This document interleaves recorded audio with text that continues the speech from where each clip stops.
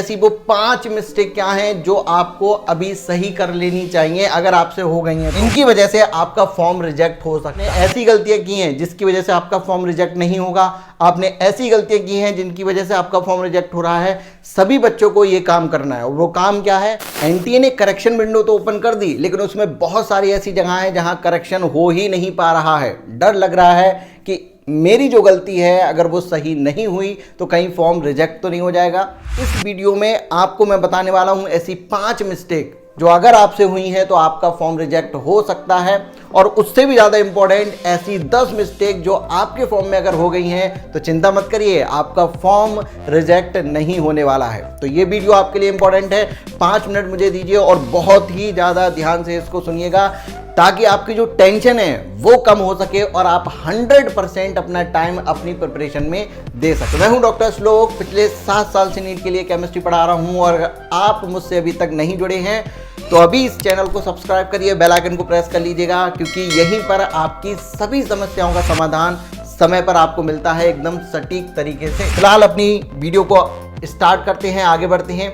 देखिए, मैं आपको कुछ ऐसी समस्याएं सबसे पहले बताता हूं जिनमें अगर आपकी मिस्टेक हो भी गई है तब भी आपको डरने वाली कोई बात नहीं है, आपका फॉर्म रिजेक्ट नहीं होगा। सबसे ज़्यादा इंपॉर्टेंट है, सबसे ज़्यादा जहां गलतियां हुई हैं वो है आपका फ़ोटो में बहुत सारी गलतियां कर दी हैं। फ़ोटो बनवाते समय उसमें नाम आपने नहीं डलवाया, आपकी उस पर डेट नहीं है, आपका बैकग्राउंड कुछ अलग तरीके का हो गया है। चिंता मत करिए, आपका फॉर्म रिजेक्ट नहीं होगा।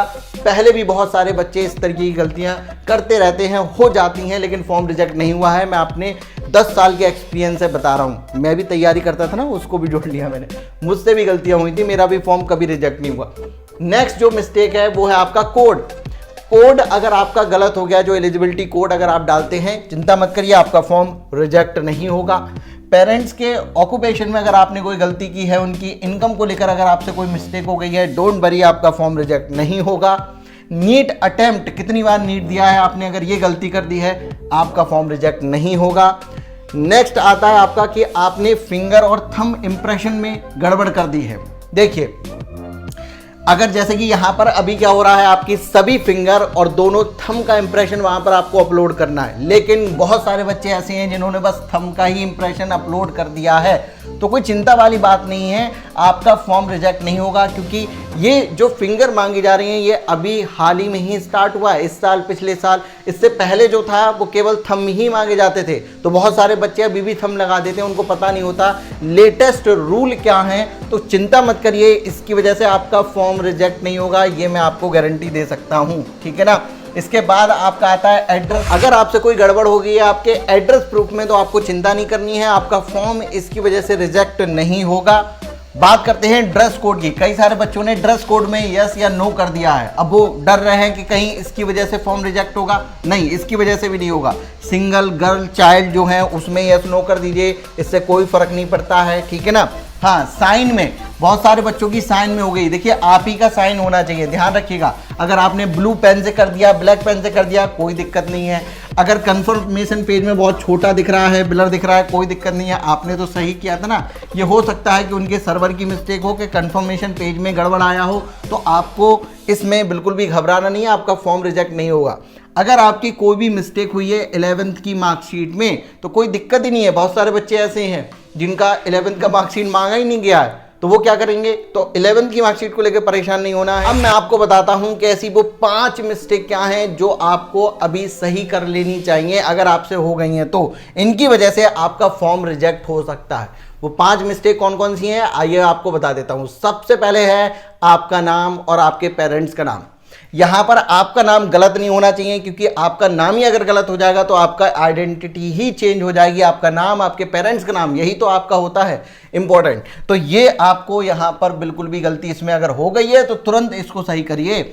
आपका फोटो अगर कुछ भी गड़बड़ है, हाँ ब्लर अगर हो गया है तो आपकी गलती नहीं है, कंफर्मेशन पेज में हो सकता है वो दिखा रहा हो, लेकिन वो आप ही का होना चाहिए। आपकी जगह किसी दूसरे का हो गया है, कुछ भी हो गया है तो यहाँ पर आपका फॉर्म रिजेक्ट हो सकता है, मतलब यहाँ पर गड़बड़ हो सकती है।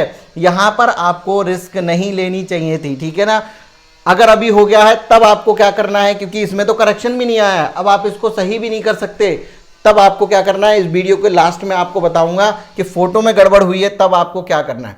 आपकी डेट ऑफ बर्थ, ये भी इंपॉर्टेंट है, ये बिल्कुल भी गड़बड़ नहीं होनी चाहिए, ये ध्यान रखिएगा, इसको भी आप करेक्ट कर सकते हैं और इसको कर लीजिए। आपके जो फिंगरप्रिंट हैं, जो साइन हैं, वो भी आपके सही होने चाहिए, ध्यान रखिएगा। मैंने फिंगरप्रिंट और साइन उस जगह पर भी आपको बताए हैं जहां पर अगर आपकी गलती हो गई तो कोई दिक्कत नहीं है, लेकिन ये आप ही के होने चाहिए, किसी दूसरे के नहीं होने चाहिए।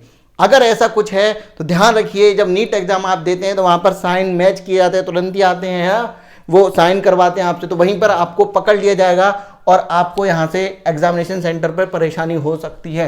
इस वजह से इन दोनों चीज़ों को ध्यान रखिए। इसके बाद जो आपके लिए इंपॉर्टेंट हो जाता है वो आपका 10th और 12th का यहाँ पर एग्जाम डिटेल, ठीक है ना, ये भी आपकी सही होनी चाहिए। सबसे ज़्यादा इंपॉर्टेंट आपकी 10th की मार्कशीट होती है, क्योंकि जितनी भी डिटेल है ना वो सब 10th की मार्कशीट से आपकी मिलाई जाती हैं। आधार में अगर कोई गलती हो गई है तब भी आपको घबराने की जरूरत नहीं है, क्योंकि बहुत सारे बच्चों ने आधार कार्ड अपलोड ही नहीं किया है, ठीक है ना, तो उनका भी फॉर्म भरा गया है। तो इसका मतलब इंपॉर्टेंट क्या है, इंपॉर्टेंट है आपकी 10th की मार्कशीट। 10th की मार्कशीट में कोई गड़बड़ नहीं होनी चाहिए, तो अगर इनमें कोई गड़बड़ है तो इन दोनों को सही कर लीजिए। नेक्स्ट आपका आता है कास्ट सर्टिफिकेट। देखिए, इसकी वजह से आपका फॉर्म तो रिजेक्ट नहीं होगा, लेकिन आपको कोई फायदा नहीं होगा अगर आपका कास्ट में ही गड़बड़ हो गई। तो कास्ट भरते ही क्यों है, ताकि उसका बेनिफिट ले सकें। तो आपकी जो रैंक है उसमें गड़बड़ हो सकती है, इस वजह से इसको तुरंत सही कर लीजिए अगर आप इसका बेनिफिट लेना चाहते हैं तो ये 5 चीजें हैं, और ध्यान रखिए इन 5 चीजों में आपका करेक्शन आया है। केवल कौन सी एक चीज है जिसमें करेक्शन आप नहीं कर सकते, वो है आपका फोटो, ठीक है। बाकी इन 5 चीजों में करेक्शन है। टोटल 6 लिखी हुई है, 5 में करेक्शन कर सकते हैं या नहीं कर सकते। अब बात है कि अगर आप करेक्शन नहीं कर पा रहे हैं, अगर आपने ऐसी गलतियां की हैं जिसकी वजह से आपका फॉर्म रिजेक्ट नहीं होगा, आपने ऐसी गलतियां की हैं जिनकी वजह से आपका फॉर्म रिजेक्ट हो रहा है, सभी बच्चों को ये काम करना है। और वो काम क्या है, एनटीए को मेल करना है, अपनी पूरी चीज़ वहाँ पर ईमानदारी से बतानी है कि मेरी ये सही चीज़ है और ये चीज़ मुझसे गलत हो गई है, आपने करेक्शन वहाँ पर नहीं दिया है, इसके लिए मेरा कोई समाधान निकालिए और इसकी वजह से मेरा फॉर्म तो रिजेक्ट नहीं होगा। पूरा प्रॉपर अच्छे तरीके से अपनी जो भी लैंग्वेज है उसमें आप जो है लिख कर मेल कर दीजिए। ये आपको करना है, ये सभी बच्चों को करना है, ठीक है ना। यहाँ पर तो ये थी कुछ बातें। अगर आपका कोई सवाल है तो मुझे कमेंट सेक्शन में बता देना, मैं आपके सारे सवालों का समाधान लेकर आता हूं, सभी बच्चों का रिप्लाई करता हूं। तो कमेंट सेक्शन में मुझे जरूर बताइएगा। साथ ही इस वीडियो को लाइक करिए और शेयर कर दीजिए उन बच्चों को जो परेशान हैं कि कहीं फॉर्म रिजेक्ट तो नहीं हो जाएगा। फिलहाल मैं मिलता हूं आपसे नेक्स्ट वीडियो में। Thank you so much.